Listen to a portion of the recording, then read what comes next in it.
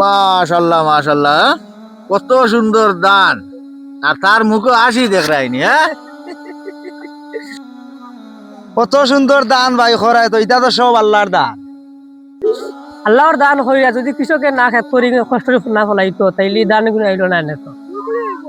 আল্লাহ যদি বরকত না দিতা তে কত সুন্দর দান হইল না, করিয়া ফলাইছো এটা একটা উচিয়ালা, কিন্তু মেইন দেনেওয়ালাকে আল্লাহ। একটা গাছ থাকি আলি আলি থাকি যে এত সুন্দর দান বার হয়েছে, এটা কার একমত?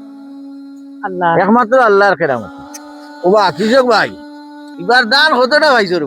আলহামদুলিল্লাহ ভাই, ভাইছি আল্লাহর হুকুম হইলে ইনশাআল্লাহ বছর যাইবো আল্লাহর হুকুম, মেহনত করছি আল্লাহ তো দিছে। তুমি জানো দান থাকি অনেক বড় আমরা শিক্ষণীয় একটা জিনিস আছে, এখানে জানো নি তুমি? বুঝলাম না ভাই, শিক্ষা কি তাই? শিক্ষাটা হইলেও কিটা জানো নি?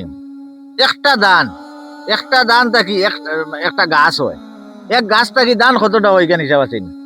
একটা দান থাকি প্রথমে একটা গাছ হয়, যেমন আমরা গ্রামাঞ্চলী ভাষায় কই আলি। একটা আলি থাকি বড় গাছ হওয়ার পরে দান যে সময় ধরে একটা দান থাকি কতটা দান হয় একটা গাছ থাকি? একশা আলি তো নেই, অন্তত পক্ষে 10টা গাছ হয়। 10টা গাছ হয়, কতটা দান হইব?